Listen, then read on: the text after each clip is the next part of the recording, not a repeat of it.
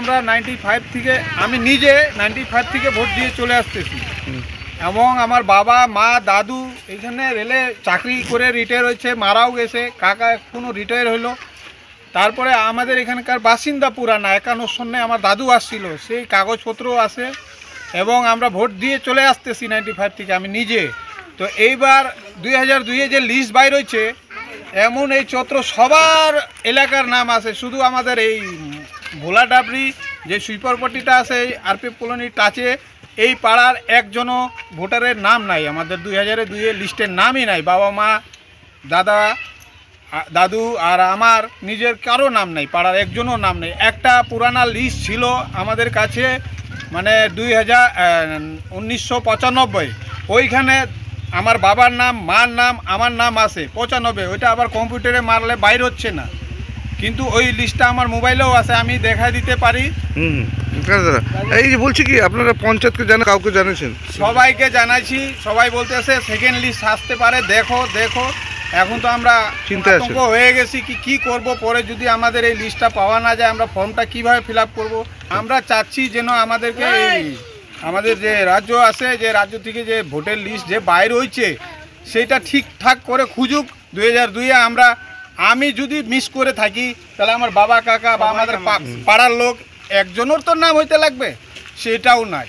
তখন থেকে বয়স রিটায়ার হয়ে গেলাম, চাকরি করে ছোটবেলা যখন বয়স হয়েছে তখন থেকে আমাদের ভোট দিই স্কুলে, হ্যাঁ ছোটবেলা বিধানসভা স্কুলে ভোট দিই, ওই সময় থেকেই ভোট দিই, সব সময় ভোট দিই আমাদের, হ্যাঁ এইখানেই।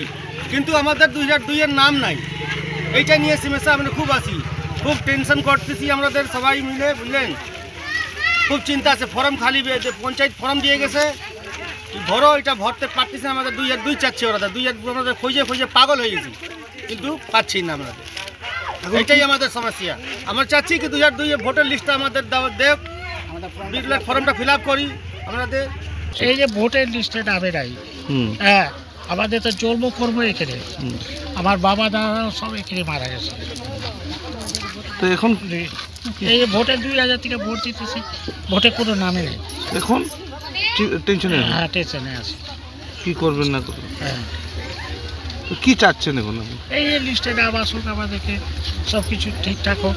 আমি তো এদের দেখছি দীর্ঘদিন ধরে, কিন্তু এদের নাম নাই, নাম যে এখানে নাই সেটা তো আমার কিছু মানে ওখানে বক্তব্য নাই তো, কারণ আমার এটা কমিশন বুঝবে, নির্বাচন কমিশন কেন নাই সেটা তো আমি জানি না, তার উত্তর আমি দিতে পারবো না।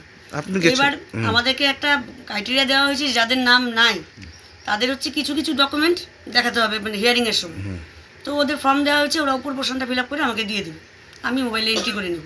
এবার যখন ওদেরকে হিয়ারিংয়ে ডাকবে তখন ওই যে ওদের মোটামুটি 11টা ডকুমেন্ট, যদি ওদের একটাও থাকে তাহলে পরে নতুন করে ওদের নাম আবার উঠবে।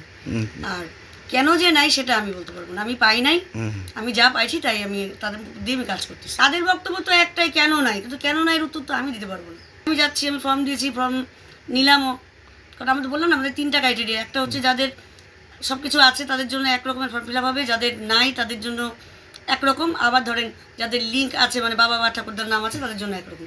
আমি যেরকমটা পাচ্ছি সেরকমটা নিয়ে আসছি, কাজ করতেছি, কেন না এর উত্তরটা তো আমার কাছে নেই। ঠিকভাবে ব্যাপারটা আতঙ্কিত ওনারা হবেনি, যেহেতু 2002 সালের নাম ওনাদের নেই, কিন্তু আমি যতদূর শুনেছি যে ওনারা মানে দীর্ঘদিন ধরে ভোট দিয়ে আসছে, তো এখন আশ্চর্যজনকভাবে দেখা যাচ্ছে তাদের হচ্ছে 2002 সালের নাম নেই।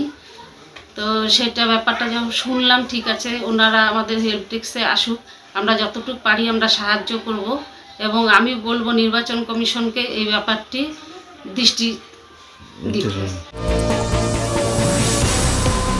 ফলো করুন সংবাদ প্রতিদিন ডিজিটাল।